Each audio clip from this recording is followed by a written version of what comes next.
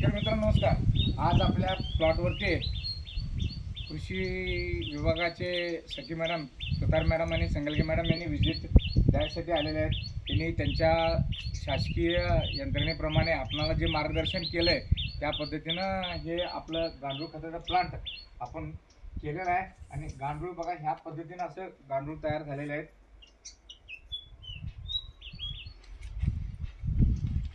ठीक आहे सर.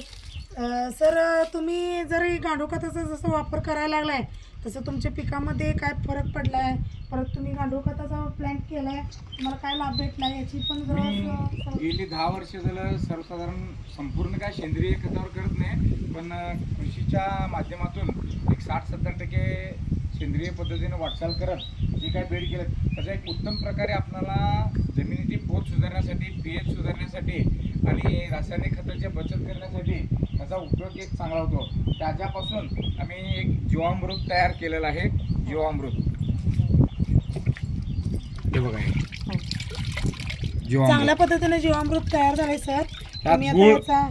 ह्यात गूळ, गोमूत्र, गाईचं शेण आणि डाळीचं पीठ, द्विदल पीठ या प्रमाणात तयार केलेलं आहे. ठीक आहे सर. तुम्ही ह्याचा आता सध्या वापर आपल्या पूर्ण शेतामध्ये मी करताय? माझ्या कंप्लीट सगळ्या आमच्या 11 एकर क्षेत्रामध्ये मी वापरतो. इथे 8 दिवसाच्या गॅपने थोडं रसायन एकदमच सेंद्रिय पद्धतीने शेती करता येत नाही. जवळजवळ आता एक 50-60% पर्यंत पोहोचलो आहे मी. पुढच्या वर्षी 70-75% सेंद्रिय पद्धतीने पोहोचू. तुम्ही सेंद्रिय शेतीचं तुम्ही गांडूळ खत वगैरे हे वापरलाय जीवामृत, ते तुमचा रिझल्ट दाखवा. हो, चांगलं रिझल्ट दाखवतो का. या पहिला आपण दिलेल्या कृषी विभागाच्या सल्ल्याप्रमाणे त्याला सेंद्रिय खत जीवामृत वापरले. त्याचा रिझल्ट बघा. एकूण ऊसाचे एका बेडमध्ये 1, 2, 3, 4 आणि 5 संख्या आहेत. आणि परत 5 नंतर वॉटर शूट बघा. 1, 2, 3, 4, 5 म्हणजे एका गड्ड्यामध्ये 10 आहेत. जिथं 3च ऊस आहेत तिथं 8 वॉटर शूट आहेत. आणि ऊस ह्या पद्धतीने चांगला डेव्हलप झालेला आहे. आणि कांदी बघा सरसरण तुझी तयार झालेत बघा. हा जेटा आहे पण कांद्याची साईज जरा लहान आहे. 1, 2, 3, 4, 5, 6, 7, 8, 9, 10, 11, 12, 13, 14, 14-15 कांदे. 14-15 कांदे. ठीक आहे सर. आता हे किती दिवसाचं पीक आहे सर? ते 19 जूनची लागण आहे बघा. 19 जूनला लागण झालेली आहे. तर आता सध्या 15, 16, 17 कांडीवर ऊस सध्या सेंद्रियमध्ये आलेला आहे. तर कांद्या पण भरपूर पद्धतीनं आणि कोण पण भरपूर आहेत. छान पद्धतीनं शेती तुम्ही शिकवताय सर. आणि आम्हाला तुमचे सहकार्य असू दे. रिझल्ट पण चांगला आहे. रिझल्ट पण छान मिळाला आहे. ही जाडी बघा. ऊसाची जाडी पण छान आहे. ओके हो. काका, हे ते आता मी वापरलाय पण म्हणतो गांडूळ खत आणि जीवामृत वापरल्यामुळे तुमचं काय रिझल्ट आहे? त्याच्यामुळं ही पानांची रुंदी बघा. हे कोंब किती छान व्यवस्थित यायला लागले.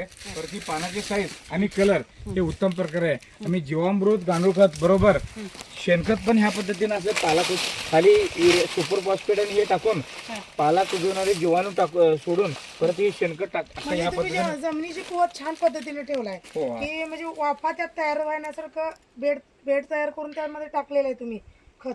तुमच्या मार्गदर्शनाप्रमाणे केलंय. ओके.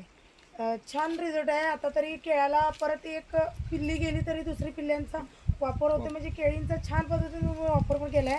आणि तुमची सगळे झाडावर पिकलेली केळी आहेत बरोबर. कुठल्याही औषध न वापरता केलेली जी सेंद्रिय शेतीतनं पिकवलेलीच केळी.